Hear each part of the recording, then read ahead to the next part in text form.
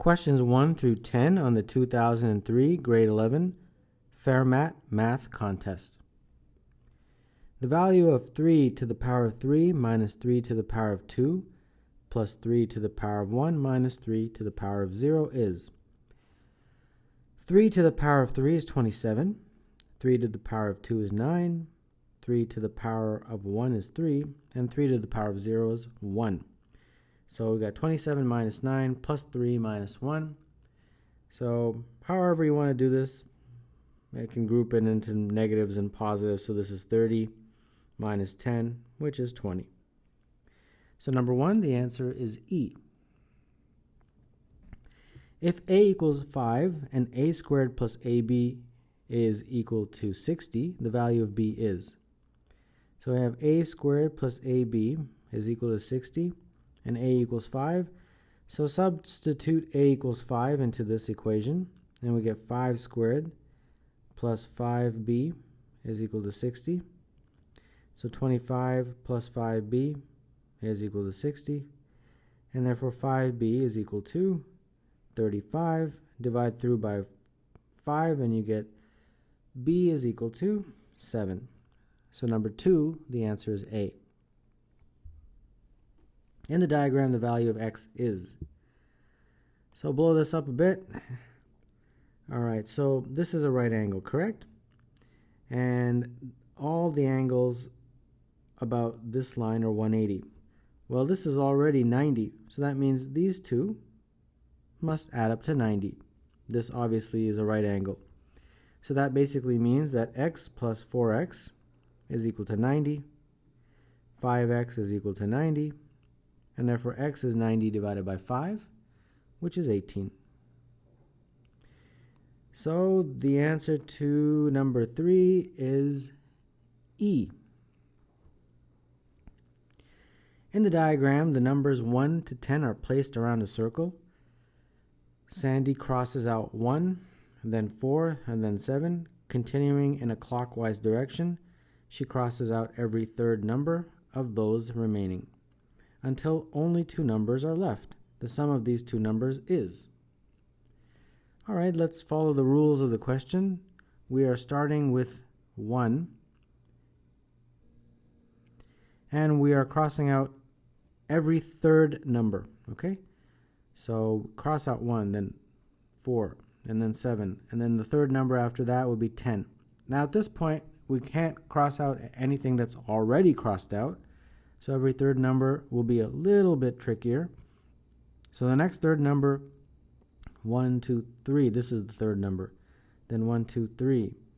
Then 1, 2, 3. 1, 2, 3. All right. So the 2 numbers that are remaining are 8 and 2, and they want the sum of those 2 numbers, so that's 10. So 4, the answer is B. During hibernation, a bear loses 20% of its original mass. After hibernation, its mass is 220 kg. What was its mass in kilograms just before hibernation? So let's say before hibernation, its mass was m, and it loses 20% during hibernation of its original mass. So the hibernation process brings m down to 0.8 m, right? Because you're losing 20%. And they tell you that once that is completed, hibernation, his mass is 220. So now you just solve for m. M would be therefore 0.8 in the denominator. And this calculated gives you a value of 275. So number 5, the answer is D. There are 2 girls and 6 boys playing a game. How many additional girls must join the game so that 5/8 of the players are girls? So initially you've got 2 girls and 6 boys. And we want the ratio of girls to be 5/8. So 5/8 is our desired ratio of girls. So we're already having 2 girls. So how many more do we have to add? Now the total initially is 2 plus 6, which is 8. And then if we add x girls, we also have to add that to the denominator. So that's the mathematical equation. Cross multiply and you get 8, 2 plus x is equal to 5, 8 plus x. And then this is 16 plus 8x. This is 40 plus 5x. And then 3x is going to equal 24. And then x is therefore equal to 8. So number 6, the answer is D. A fish tank in the shape of a rectangular prism has a base measuring 20 by 40 with a height of 30. A tank sits on a horizontal table and is half full of water. If 4,000 centimeters cubed of water is added, what is the new depth of the water? So here's your tank, and we've got 20 and 40, and the height is 30, correct? So initially it's half full of water, right? That's what the question is telling you. So initially the water level is till about here. So we can just use our standard formula to figure out the volume. So the volume is, of course, length times width times height. And initially, it's half full. So I will get half of that as my volume, not the full volume. So we've got 20 times 40 times 30. Those are the dimensions, times a half. And this is equal to 120,000, so 12,000. So initially there's 12,000 centimeters cubed of water in this tank, all around here like that. And then they're adding an additional 4,000, pouring 4,000 of water in. So add 4,000, and now we have 16,000 centimeters cubed of water. Correct? They want you to figure out, once this additional 4,000 is added, what is now the new height? So approximately here, right? So they want you to figure out that height. All right, no problem. So our volume is 16,000, and its length times width times height. Our length and width don't change. 20 and 40 don't change, so we'll put that in. But our new height is what we are trying to figure out right there. So no problem. Here we go. H is therefore 16000 divided by 20 times 40. And if you do the math, you'll get H is equal to 20. So number 7, the answer is C. In the diagram, D is the midpoint on BC, and AD is perpendicular to BC. The slope of AD is. So the slope of AD and the slope of BC have a special relationship. Why? Because they're perpendicular, those two lines.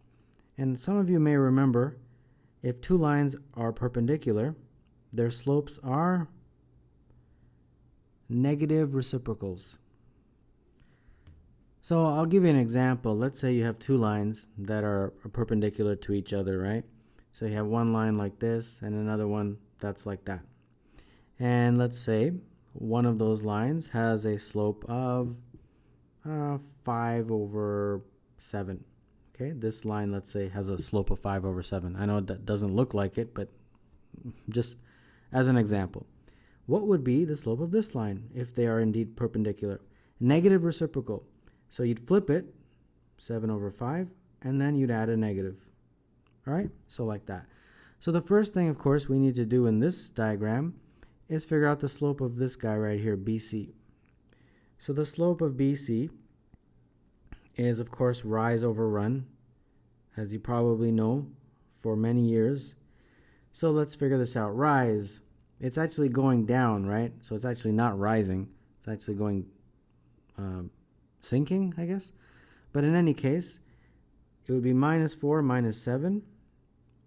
And then the run is 9 -6. Just looking at those two coordinates. That's it. So this becomes -11/3. All right, so that's the slope of this guy right here, BC. So now, what is the slope of AC? or actually it's AD. Yeah, writing's very small there. Well, AD is perpendicular, so it is the negative reciprocal of minus 11 over 3. So flip it, and then add a negative. Well, there's already a negative, so you're adding a negative to a negative, and that makes it a positive. So 3 over 11 is the answer, so therefore 8 is A. The average of 1/5 and 1/10 is 1 over x, the value of x is. So you have two numbers, 1 over 5 plus 1 over 10, and its average, as you know, you add them and divide by 2 because there's two numbers. They're telling you that is equal to 1 over x. So that's the mathematical equation. Let's solve for it. First, I'll add the fraction. So top and bottom 2 to get a common denominator. There you go. 2 plus 1 over 10, 1 over x. So this becomes 3 over 10. Invert and multiply the 2, so that becomes 1 over 2 is 1 over x. So this becomes 3 over 20 is 1 over x. And therefore, flip it, and you get x is equal to 20 over 3. So number 9, the answer is A. Carly takes 3 steps to walk the same distance as Jim walks in 4 steps. Each of Carly's steps covers 0.5 meters. How many meters does Jim travel in 24 steps? So Carly is going to take 3 steps. So let's say it's sort of like this. So this is Carly's step 1, Carly's step 2, and Carly's step 3. And Jim takes 4 steps and does the same distance. So let's say the same distance, but he's taking 4 steps. So let's say here and here. So this is Jim's first step, Jim's second step, Jim's third step, and Jim's fourth step. So that basically means that 3 of Carly's steps is equal to 4 of Jim's steps, correct? And then they also tell you that each of Carly's steps is 0.5. So substitute 0.5 into C, like that. And then this is 1.5 is equal to 4J, and therefore J would be 1.5 divided by 4, and that is equal to 0.375. So each of J's steps is 0.375 meters. Now they want you to figure out how far does he go in 24 steps. So 24 times the length of each step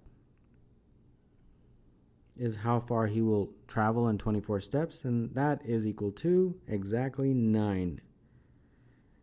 So number 10, the answer is B.